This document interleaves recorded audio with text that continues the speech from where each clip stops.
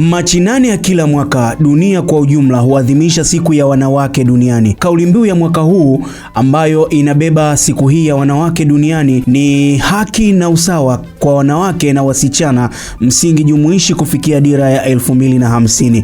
Tuko na mwanasheria, mama, lakini pia mtumishi wa Mungu na mwimbaji Joyce Mwaikofu. Atatupitisha katika mambo machache ambayo hatuyafahamu kuelekea katika siku hii muhimu sana, siku ya wanawake duniani. Karibu sana tuweze kumsikiliza. Siku ya wanawake duniani au International Women's Day ni siku muhimu sana, kwa sababu ndio siku pekee ambayo inaunganisha dunia ili kuweza kutambua mchango wa mwanamke katika nyanja zote: kiuchumi, kisiasa, kijamii.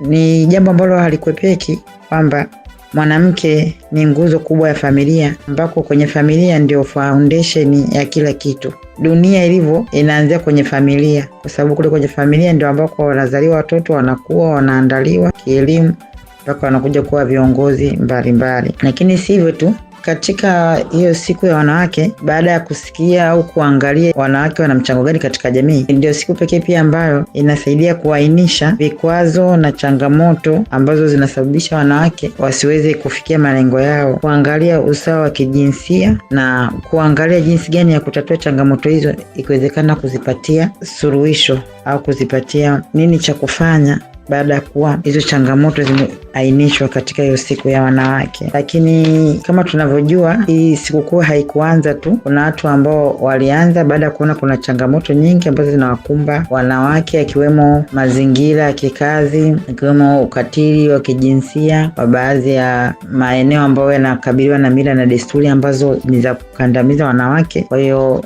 kutokana na hiyo, imepitia trend au imepitia njia fulani ndefu mpaka ikafika hapa tulipo. Kwa hiyo tukianza kuona kutoka ulipoanza ile karne ya 20 mpaka sasa, tunaona kwamba kuna mabadiliko mengi sana yametokea na changamoto nyingi sana zimetatuliwa kiuchumi, kisiasa, kijamii, kwa kuwa tayari kupitia hizi sikukuu ambazo zimepita nyingi au kupitia maadhimisho, changamoto nyingi ziliweza kusemwa na wanawake na kweli kukawa na mabadiliko ya kuangalia jinsi ya kuzitatua.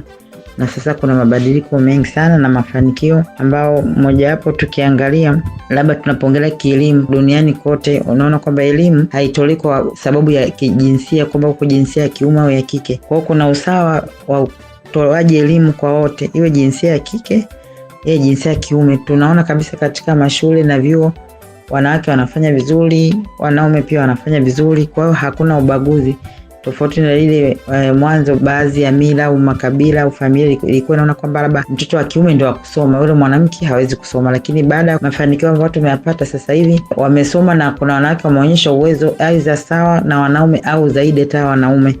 Kwa hiyo mimi hiyo naona ni mafanikio makubwa sana. Lakini pia katika ajira tumeona kwamba sasa hivi hata mwanamke anaweza kaajiriwa popote nje na ndani ya nchi bila ubaguzi, kwamba kwa sababu wewe ni mwanamke au nini. Kwa hiyo hii pia kwangu mimi naona ni maendeleo makubwa na ni mafanikio sana tangu hizi sikukuu zinavyoendelea kuadhimishwa. Lakini na tatu, tunaona kwamba kuna mafanikio makubwa katika uongozi, kwamba mwanzoni au kipindi cha nyuma ulikuwa unaona kwamba yani mwanamke hawezi kuongoza, na hata mapokeo ya wanaume walikuwa wanaona kama kuongozwa na mwanamke kama dharau, ukizingatia labda mila desturi zao, ilikuwa hizo na mindset kwamba yani mwanamke kuwa kiongozi kama ni kitu cha dharau sana. Lakini sasa hivi tunaona kabisa viongozi wanashika nyanja mbalimbali kitaifa na kimataifa, kuanzia ngazi ya familia, na tunaona kabisa kwamba wameweza kufanya vizuri, na pale ambapo jinsia ya kiume imewapa nafasi, wanawake wameweza kuonyesha uwezo wao vizuri sana na mambo yakaenda vizuri. Lakini pia katika umiliki mali au ni mabadiliko mengine ambayo tunaweza kusema nao ni mafanikio, kwamba baadhi ya mila zamani kwamba mwanamke umiliki chochote, leo unamiliki kivipi, wewe kaa nyumbani basi. Lakini sasa hivi tunaona wanawake wengi wanamiliki biashara, unakuta kwa kale kwa wanamiliki maduka makubwa na ni mali zao tena kwa majina yao, wanamiliki majengo, wanamiliki ardhi, tofauti na huko nyuma. Kwa hiyo tunaona kwamba ni mabadiliko makubwa sana ambayo sauti ya wanawake yamesikiwa kupitia haya maadhimisho. Pia katika malezi tunaona kabisa wanawake ni nguzo kubwa sana katika malezi, kwa sababu mama ndio anabeba mimba, na baada ya kujifungua anamfuatilia mtoto kwa karibu sana.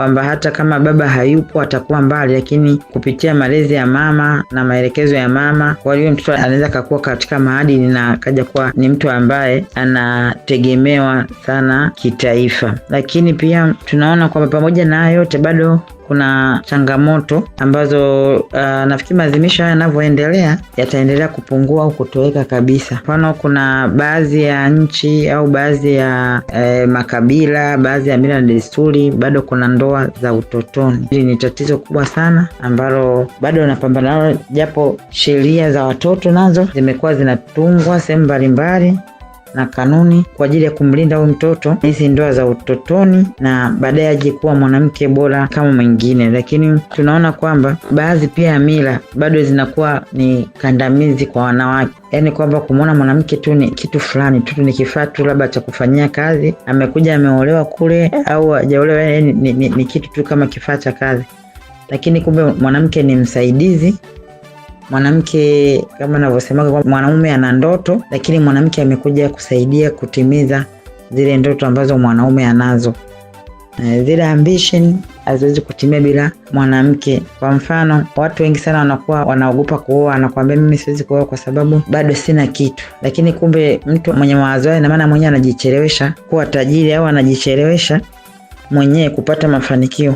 Ukitaka kuangalia kama kwa research ndogo tunaweza kuona kuna watu walikuwa kawaida, lakini baada ya kuingia kwenye labda ndoa, wanawake wameweza kuwa push kwenye mafanikio, yani mpaka wamefanikiwa baada ya kuoa. Kwa hiyo tunaona kwamba mwanamke ana mchango mkubwa sana katika jamii, iwapo tu mila potofu ambazo ni za ukatili kwa wanawake zikiachwa na wakawasikiliza, maendeleo yatakuwa makubwa sana. Lakini pia tunaona kwamba hata serikali nayo haiko nyuma katika kuhakikisha kwamba masuala ya ukatili au kwamba wanatambua mchango wa wanawake na kuhakikisha kwamba mwanamke na watoto wanalindwa na sheria, wanalindwa na kila kitu, ili kwamba asiotokee mambo ya ukatili. Ndio maana tarehe 9 mwezi wa 8 mwaka jana 2025 ulizinduliwa mpango wa amani na usalama kwa ajili ya taifa wa wanawake. Lengo tu lilikuwa ni kuwapa fursa wanawake kushiriki katika masuala ya amani na usalama, pamoja na kwamba ku-raise voice ili kutambua haki zao, kwamba wana haki gani, haki mfano haki za kulindwa dhidi ya ukatili wa kijinsia wa aina yoyote, uwe wa maneno, uwe wa kimwili, tunasema physical au mentally, emotionally, yani anatakiwa mwanamke alindwe bila kunyanyasika. Kwa mpango huu pia ni hatua nzuri sana ya serikali ambao ulishirikiana na UN Women. Kwa hiyo tunaona kwamba huu ni mpango kabisa wa kimataifa katika hatua hizi za kumlinda. Zipo kanuni pia nyingi, sheria na taratibu zinaendelea kuboreshwa, yote yakilenga kumlinda huyo mwanamke dhidi ya ukatili. Lakini sio tu kumlinda, lakini mpango ni kuhakikisha kwamba hata pale mwanamke anapohitaji msaada, basi anapata msaada husika kwa haraka sana. Pindi anapohitaji unamfikia haraka sana, sio tu kuhitaji, lakini anapohitaji uhakikisha kwamba unamfikia kwa wakati na anaupata bila kipingamizi chochote. Yote ni katika kumlinda mwanamke. Nikija upande wa sanaa, kwa upande wa wanawake, ili liko wazi kabisa. Kama tunavyoona, wanawake wamekuwa watu wazuri sana kwenye sanaa ya kila aina, ukianzia ngoma, yani wameshiriki maeneo mbalimbali, hata yale maeneo labda ya msiba, kwenda kutumbuiza, kuwafariji watu. Lakini kuna zima za kitaifa mbalimbali duniani, waimbaji wengi wanawake wameshiriki sana, wametoa mchango wao, lakini hawajaishia tu kushiriki kwenye hizi sanaa. Sasa wengine wameweza kufanya fundraising kwa ajili ya kusaidia yatima, kusaidia wanawake, au kusaidia sehemu mbalimbali ambako mtaji unatakiwa au ambako kuna mahitaji yote.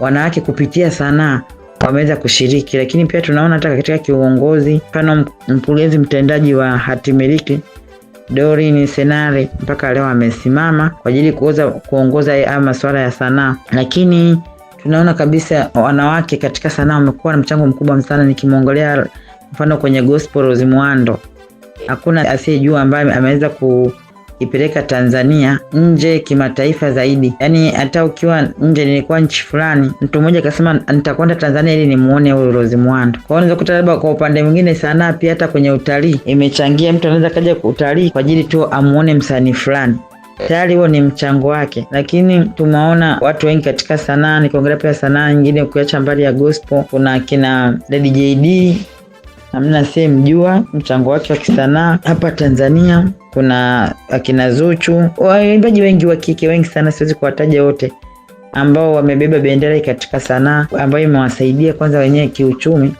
kwa maana kwamba wengine kupitia sanaa wameweza kujipatia kipato, wameweza kujenga nyumba, wameweza kuwa na maisha mazuri tofauti labda wasingekuwa na hicho kipaji. Kwa upande mwingine sanaa imetumika kama ajira kwao, lakini pia kupitia sanaa hiyo mchango wao ni mkubwa sana, kwa sababu kama tunavyojua wanasema muziki ni tiba. Wamesaidia watu wengi kuondokana na depression au tunasema sonona, kwa sababu ya kusikiliza ile muziki. Kama tunavyojua unakuta muda mwingine ukipita Kariakoo unasikia muziki, lakini unakuta mtu anauza bidhaa zake, basi anaimba pale anatikisa kichwa. So imepunguza sana depression, ambayo kama mtu angepata depression ina maana kwamba huyu mtu ambaye yuko kwenye sonona hawezi akafanya kazi kwa viwango ambavyo vinatakiwa.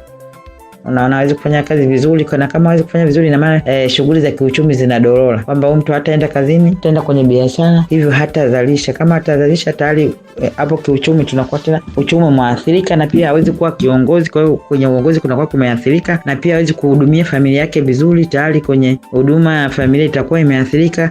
Kwa hiyo kupitia unakuta taifa zima ni maathirika. Lakini kupitia sanaa ambazo tunasema muziki ni tiba, basi watu wanaponywa mioyo yao kiroho. Lakini mtu akicheza pale anakuwa amefanya mazoezi, kwa hiyo hata masuala ya magonjwa yanayotokana labda na uvivu wa kufanya mazoezi yanakuwa yameondokana. Kwa hiyo imepunguza magonjwa, imepunguza sonona, na huyu mtu imemfanya kwamba aweze kwenda kazini, afanye kazi kwa ajili ya kuongeza kipato la taifa. Kwa hiyo niseme tu kwamba hii siku ya wanawake duniani ni muhimu sana katika kuleta maendeleo ya kiuchumi, kisiasa, kijamii na ngazi zote zile, na kisanaa pia, na kwamba ni mafanikio mengi sana ambayo yametokana na haya maadhimisho, kwa sababu wanawake wamepata nafasi ya kuweza ku-raise voice zao, wameweza kupata nafasi ya kuweza kuongelea changamoto zinazowapata, lakini pia imeweza kuchange baadhi ya mindset za jinsia ya kiume ambao walikuwa wanamwona kama mwanamke ni mtu ambaye hawezi chochote, hawezi kitu, yani ni mtu tu labda kumchagulia baadhi ya kitu. Lakini kupitia maadhimisho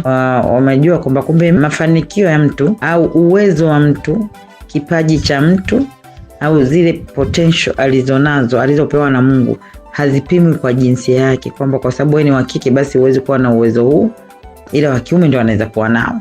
Kwa sababu wewe ni wa kike hauwezi kuongoza, ila wa kiume anaweza kuongoza. Kwa sababu wa kike hauwezi kufanya hivi. Hapana, inapimwa kwa uwezo wa mtu, iwe jinsia ya kike au ya kiume, atapimwa hivyo. Tunawashukuru sana pia wale wote jinsia ya kiume ambao wameelewa mchango wa wanawake katika nyanja nilizozitaja na wana support kuwawezesha. Kwa hiyo tunaomba tu wazidi kuendelea kuwasupport wanawake katika sehemu zozote ili waweze kuwa na vipato. Kama mtu ana mtaji wake mwanamke, basi support yote anayohitaji namna yoyote ile waweze kutusaidia ili tuweze kuinuka zaidi wanawake, na tuweze kutoa mchango zaidi kwenye familia zetu, kitaifa na kimataifa kama ambavyo inatokea. Lakini niseme tu kwamba tunashukuru kwa mabadiliko. Tunaamini hizo changamoto ndogo ndogo nilizozitaja kwa jinsi tunavyoendelea labda ndani ya miaka 3-4 itakuwa zimeisha kabisa, kwa sababu ndo kama hivyo mpango wa kuzuia ukatili kwa wanawake tayari umezinduliwa. Huu nao naona utasukuma sana katika kutatua changamoto ambazo zimebaki